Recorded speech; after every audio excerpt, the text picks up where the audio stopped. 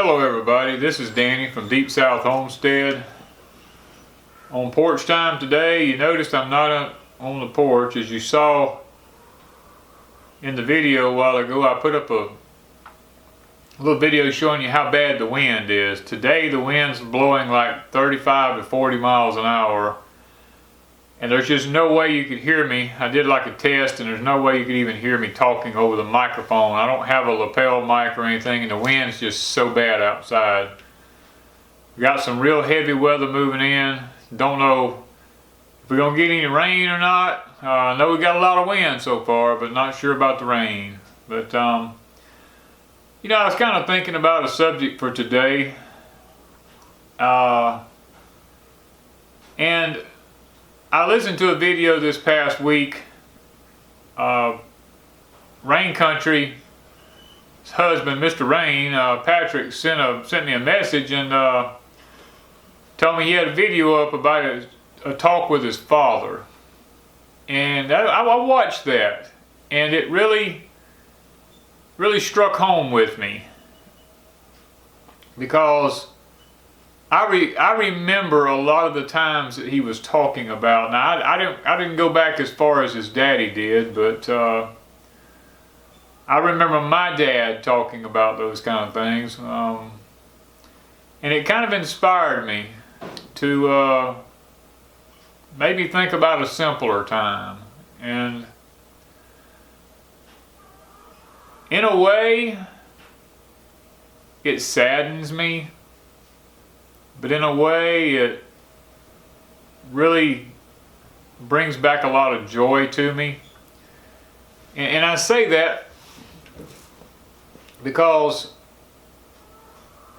the saddening part is the saddened state of where we are today. And there's a phrase that's been made that, you know, and I've been guilty of saying it myself. I've heard my parents say it. I just didn't want my kids to be raised the way I had to be raised, as hard as it was on me and stuff like that.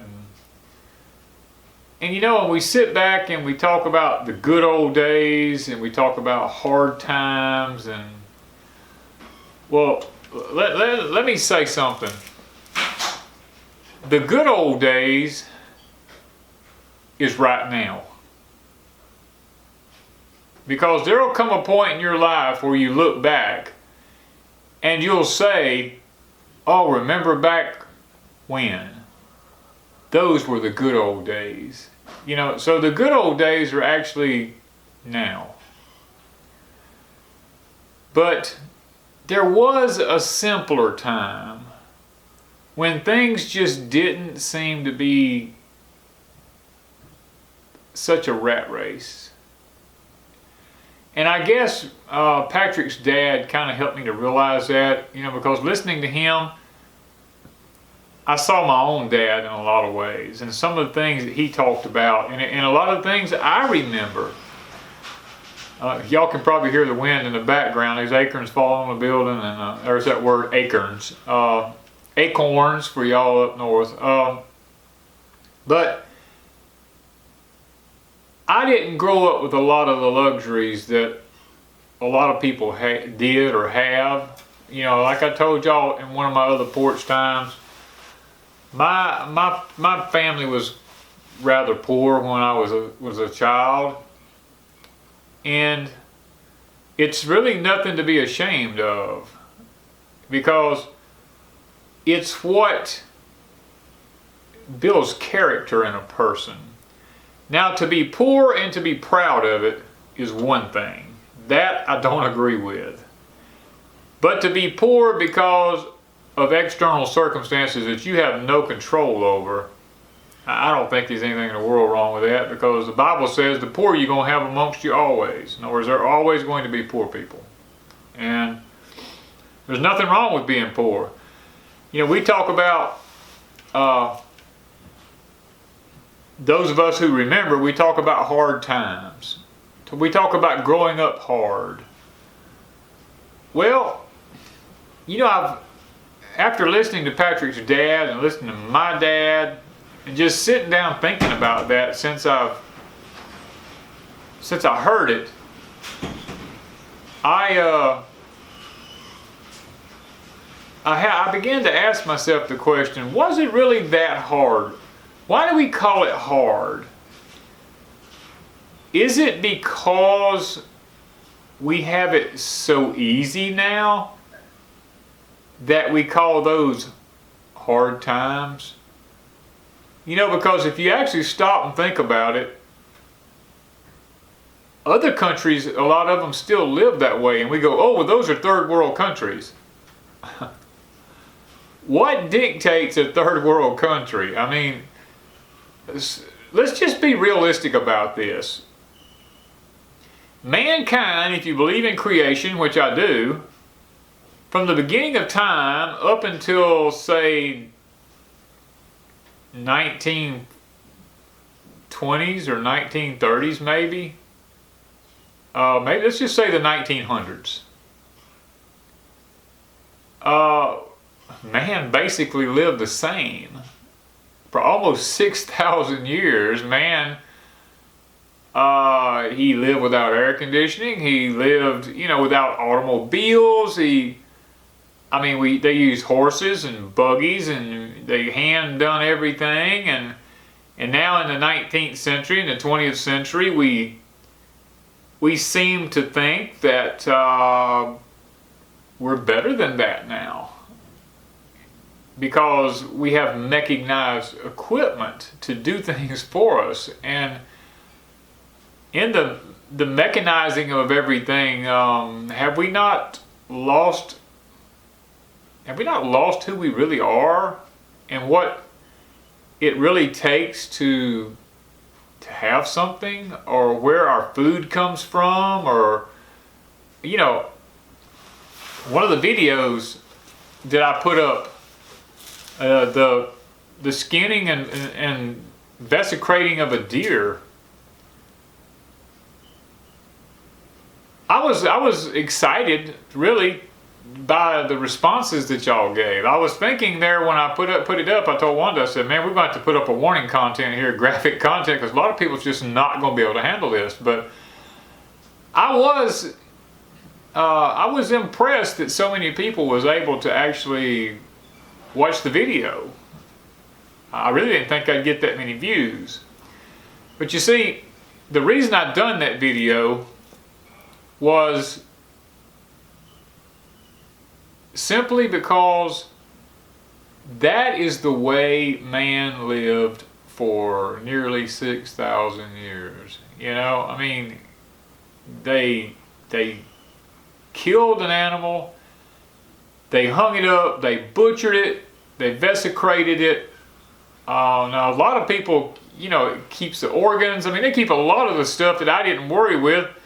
But you know, if I were hungrier in a worse time than what I'm in right now, I would have kept the organs. But I did it to kind of let people know that, you know what, this is where your food comes from. It didn't necessarily have to be a deer. It could have been a cow, it could have been a chicken, it could have been a pig, it could have been a sheep, an elk, a moose. You know, let's just go down the list and let's just be realistic with us. Any meat you eat, it could have been a bear, well, I mean, it doesn't matter. An animal had to give its life in order for us to be able to have something to eat. And the society that we live in here in America, we are disconnected from that side of life because mechanized factories has taken that away. And now people just sit back and it's like, oh, you know, I just can't stand that. Well, the bottom line is this. Had God not blessed the world like he has, and man have come up with all these ways so that fast food restaurants and the ability to go out and eat, to have grocery stores, to be able to go out and buy meat of any kind, any time of the year, summer, you know, whatever. you would have been doing that or you would have been a vegetarian. Now that's just the bottom line. And we talk about hard times. We talk about, I don't want my kid to have to go through the things that I went through growing up. Well, the bottom line is this. What was so wrong with the way we came up? We had to tote water, though some of us did. You know, my childhood, we did not have a refrigerator till I was already up in age. Our refrigerator was a garbage can with a big block of dry ice in it. And when we did get a refrigerator, Mom would actually put the eggs in the refrigerator during the wintertime to keep them from freezing in the house. And I remember many times my dad putting antifreeze in the toilet to keep the toilet from freezing in the house. You know, so we did not have a pump. We didn't have a hand pump. We didn't have or anything. I mean, my dad had to bring water from town when he worked every day. He would bring water home. And our first well, my dad took the drive shaft out of a 50-something model vehicle and took a torch and cut an end on it that looked like a post hole digger, built a big metal A-frame and with a pulley system on it and a rope. And he took the post hole diggers and he dug a hole in the ground as deep as he could get with the post hole diggers, and then he put a weight on the end of that drive shaft and tied a rope through where the universal joint went on it. And every evening he'd come home from work, him and Mama would pick that thing up and drop it in the ground and pick it up out of there with that rope and pulley and beat the dirt out of the sides of it until they dug our first well. They dug 60-something foot deep with that thing till they actually got into the water. And then because they was in sand, my dad couldn't pick up any more sand anymore. It wouldn't hold in the pipe, so he ended up still at the last moment having to call a well man in. And the guy came in and he didn't drill but like a few more feet, and he told Dad, he said, you were already in water. He said, you just didn't have any way to develop the well. But anyway, he put the well in for us, and we had running water at that point, and we thought we were in, the old saying goes, we thought we were in hog heaven. And did that ruin me as an individual? No. You know, at 12 years old, I told y'all in some of my other videos, at 12 years old, I worked in cucumber fields picking cucumbers and stuff during the summer months. And, you know, as a kid, today we would call that child labor. There's laws against that. Did it harm me? No. As a matter of fact, what it did is it built character. And it told me what it was to work. Because you see, by the time I was 15, I owned my own cucumber fields, and I was picking my own cucumbers, selling them. And at 15 years old, I was already making $2,000 and $3,000 a month, a summer, when most kids were just out riding bicycles and rambling the streets and stuff like that. I was able to buy my own vehicles. You know, so was it a bad thing that I had to work when I was young? No. Do I think kids should have to work today? Oh yeah. I think kids should be given chores. I think they should be put to work and not sit around with electronic devices in their hands, playing all the time. I think everybody should have to work. I'll just be honest with you. I think it's the way God intended for it to be. So was it a bad thing for us to, the old ways, were those really that bad at times? You know, I'm going to step out on a limb and I'm going to say no. You know, I didn't have any air conditioning until I was 20 years old. Did not know what it was. And people talk about, oh, you live in the South where you live at, the heat's just so excruciating, there's just no way to stand it. Well, when you've never had it, you just don't know what it is. But now if I had to do without it after I have had it, it would be hard. I'm not going to lie now, because my body's become developed to having air conditioning in the summer months. and it would be extremely tough to get used to. But back then, hardly nobody had air conditioning. And it was a way of life. We didn't know any different. You know, we put fans in the windows at night. We lifted up or we just lifted the windows up with screens in them, and we slept with the windows open. I very well remember our first attic fan we got. Dad would turn that thing on in the evening time and pull that night air through the house, and boy, we'd be under the covers in the summertime because that cool night air sucking through the house, and the humidity. We'd get up in the morning, so the walls would be wet, the floor would be wet, and I remember the old linoleum they used to put on the floors. Back then they didn't glue it down everywhere. They tacked the edges of it down, and the old subfloors that was on the house, you turn that old attic fan on, that linoleum, you'd see it pulled up off the floor. It'd be humped up in the floor when you walked on it.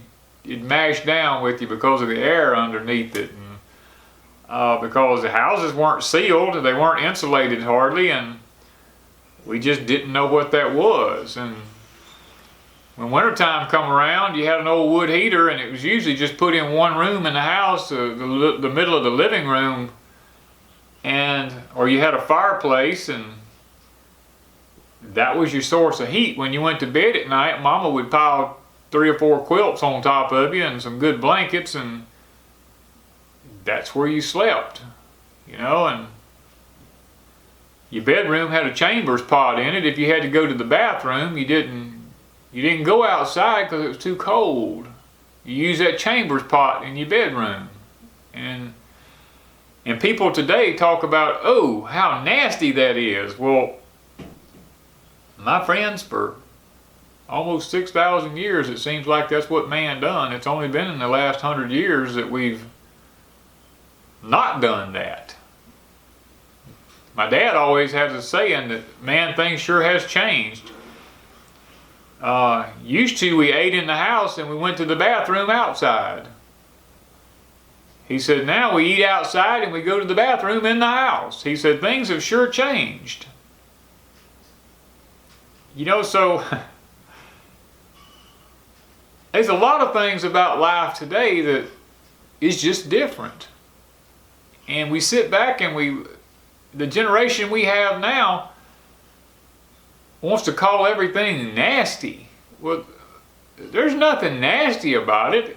It's just the way life works. You know, we have all these modern conveniences today, and people have come to a point in this country where I guess they think they're above nature or something. I don't know what the deal is. They're so disconnected from reality, I suppose. Nobody knows where their food comes from anymore. And like I said, that's why I did the video on the skinning and desecrating the deer, to give people an idea about, hey, this is how it works, people. If you're going to eat meat, this is what has to happen. Meat doesn't just magically appear in grocery store shelves. An animal had to be harmed for you to have that steak or that chicken nugget or those fried chicken wings or whatever it is that you eat. Something had to die. And we have to accept that. If you're going to be a homesteader or a prepper or whatever you want to call yourself, or if you just want to live, I guess would be the best way to put it, these are things that are reality. We're living in a society now that is a disconnected society with life. Someone asked me the other day, said, what do you do for a living? And I thought about J. Noel when they said that, because of one of his videos I watched. And I made the comment to him, I said, just what he said, because I thought that was very wise. They said, what do you do for a living? I told him, I said, I live for a living. But now if you want to know what I do to make money, then this is what I do. You know, so I thought that was a wise way to answer that. Because the problem is today, I don't know if people really live anymore. We live in a make-believe world We live in a microwave society that is instant gratification for everything. You don't really have to work for anything anymore. If you want something, like mom and dad, or grandma and grandpa, it took a lifetime to achieve things. They worked toward goals. Today, you can have instant gratification. You can go to a bank, you can take a credit card, and you can buy whatever you want. You can get as much as you want, as quick as you want, and be in debt for the rest of your life, and struggle and live in a high stress environment. Or you can be like mom and dad or grandma and grandpa. You can be patient. You can save money. You can wait for the deal. And when it comes along, you can buy it and you can pay cash for it and not be in debt and actually enjoy it. You know, was the older way of life really that bad? I'm going to sit here and say no, it really wasn't that bad. Because, you know, I sit back and I'm not going to ever condemn or criticize anybody for anything about the way they live. But you know, I see a lot of off-grid channels, and I'll be the first to say I admire them, because growing up, we were off-grid. We just didn't have. It was a way of life back then. It just wasn't that you chose to live that way. It's just the way it was. But it was different then than it is now, because now people say, well, they're off-grid. And I'm trying to figure out, I don't want to be offensive in any kind of way, but what I'm trying to say is, you might be off-grid and not hooked to a power line, but you still got power. Whether it's solar, whether it's battery, you know, whether it's generator or whatever, you still got some form of power. You're still paying the man somewhere along the line. The way our forefathers grew up, and some of us in our earlier years that was off-grid, was truly off-grid, because we didn't have a generator. We didn't have a backup power source. We just survived. When it got dark, it was dark. You lit a lantern. If you needed light at night, you know, if you had to go outside, there wasn't no such thing as flashlights. We didn't have flashlights. You know, you toted a lantern with you. People use carbide lights at night. We just lived a different life. There were no such things as solar panels and battery backup systems. If you wanted water, you went out and you took a hand pump and you pumped your water. We didn't have, now we did have cisterns. We had rain catchment systems. We had windmills, and we had hand pumps, and we had big tanks sitting under the eaves of the houses to catch the runoff on the metal roofs on the house. And those types of water is what we used. A lot of times we'd have a toilet in the house. You didn't have any running water, but you had a toilet in the house.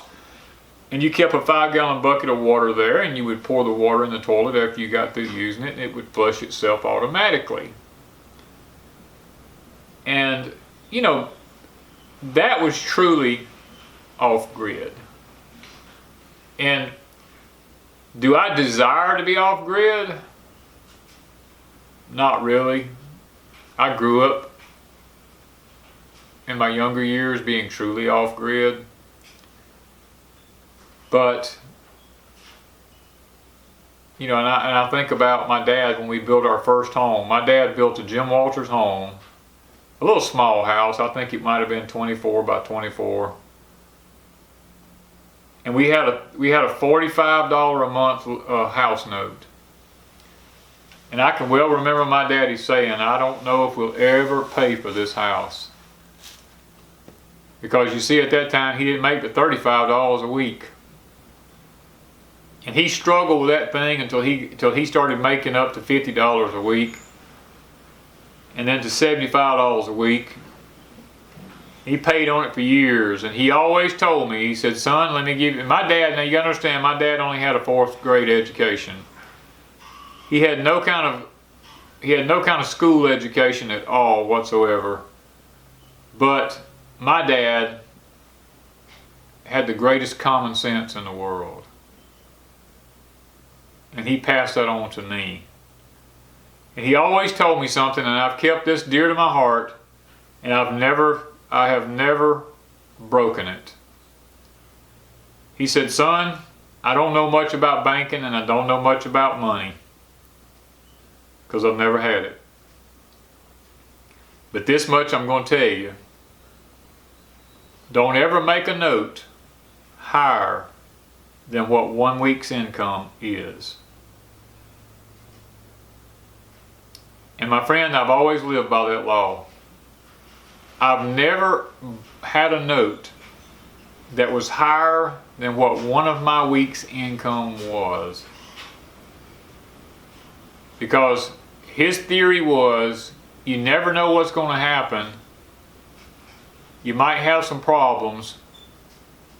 And if you can at least work a week, you can pay for that note. But if that note's more than what 1 week's income is, then you've got to work more than 1 week to pay for that note, which means you're going to have to do without food, you're going to have to do without something.